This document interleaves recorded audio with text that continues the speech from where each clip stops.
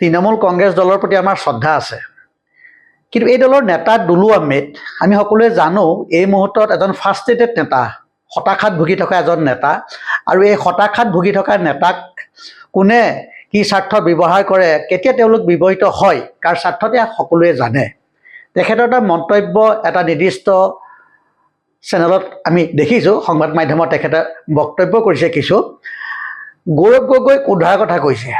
গৌৰৱ গগৈ কি বিপদত পৰি আছে নেকি যে তেখেতে যি কোৱাৰ দৰে উদ্ধাৰ কৰাৰ কথা কৈছে? চাওক, দুলু আহমেদ ডাঙৰীয়াই কি নকয়।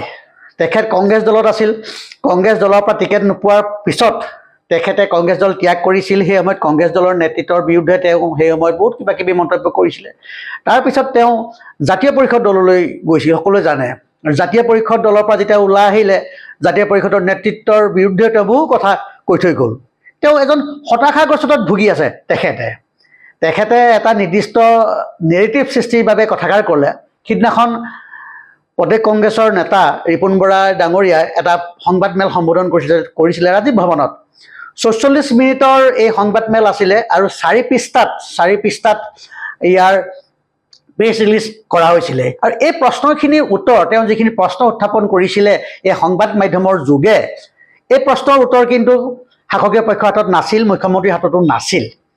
এতিয়া তাৰ পিছত আমি পৰৱৰ্তী সময়ত এদিনকৈ দেখিছোঁ নতুন নতুন ধৰণৰ কাহিনী সংযোজন হৈ আছে এই গোটেই বিষয়বস্তুটো। আৰু এইবাৰ এই কাহিনীত সংযোজন হৈছে এই ফাৰ্ষ্ট্ৰেটেড নেতা দুলু আহমেদ ডাঙৰীয়া। সেইকাৰণে দুলু আহমেদ ডাঙৰীয়া কংগ্ৰেছ দলৰ কিবা মূল্য আছে জানো? দুলু আহমেদৰ কথা জানো কিবা মূল্য আছে? সকলোৱে জানে আজি যদি এইটো দলত আছে, কাৰোবাৰ বিৰুদ্ধে কুটু মন্তব্য কৰা এইটোৱে তেখেতৰ কাম, সকলোৱে দেখি আহিছে তেখেতৰ। আৰু সেইকাৰণে তেখেতৰ লেখীয়া মানুহৰ কথাৰ কোনো মূল্য নাই, কোনেও নিদিয়ে।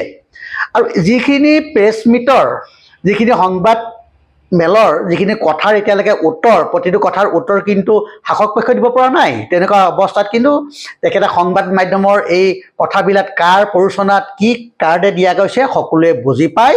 সেইকাৰণে দুলু আহমেদ ডাঙৰীয়াক মই ক'ব বিচাৰিছোঁ যে তৃণমূল কংগ্ৰেছ দলত আপুনি আজি দায়িত্ব লাভ কৰিছে, আপুনি সুন্দৰভাৱে তৃণমূল কংগ্ৰেছ দলেই কাম কৰি থাকক।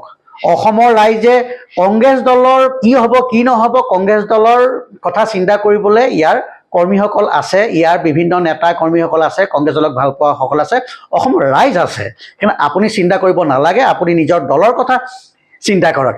যিখিনি সময়ত গৌৰৱ গগৈ ডাঙৰীয়াক কংগ্ৰেছ দলৰ সভাপতি নিয়োগ কৰাৰ পিছত এক পৰিৱেশৰ সৃষ্টি হৈছে, অখিল গগৈ ডাঙৰীয়া, লুৰিণজ্যোতি গগৈ ডাঙৰীয়া সকলোৱে লৈ এটা উৎসাহ প্ৰদৰ্শন কৰিছে যে আহিব লগা সময়ত সাম্প্ৰদায়িক বিজেপিৰ বিৰুদ্ধে এক সন্মিলিত যুঁজ দিয়াৰ যি পোষকতা কৰিছে। তেনেকুৱা এটা অৱস্থাত সেই নিৰ্দিষ্ট সংবাদমেলখনৰ যোগেদি যিবিলাক প্ৰশ্নৰ অৱতাৰণা কৰিছে, সেই প্ৰশ্নবিলাক সাৰ্থক প্ৰশ্ন আছিল আৰু তাৰ বাবে তাৰ উত্তৰ নাছিল শাসক পক্ষৰ হাতত। আৰু এতিয়া এই ধৰণে কিছু হতাশগ্ৰস্ততাত ভুগি থকা মানুহে এতিয়া কাৰ প্ৰৰোচনাত কাম কৰিছে এয়া সকলোৱে জানে। সেইকাৰণে দুলু আহমেদ ডাঙৰীয়া, আপুনি তৃণমূল কংগ্ৰেছ দলৰ হৈ কাম কৰক। আপোনাক তৃণমূল কংগ্ৰেছ দলৰ হৈ কাম কৰিবলৈ দিছে দলে, সেই দায়িত্ব পালন কৰক। কংগ্ৰেছ দলৰ আভ্যন্তৰীণ সন্দৰ্ভত আপুনি কথা কোৱাৰ কোনো প্ৰয়োজন নাই আৰু আপোনাৰ কথাৰ কোনো মূল্য অসমৰ ৰাইজে নিদিয়ে।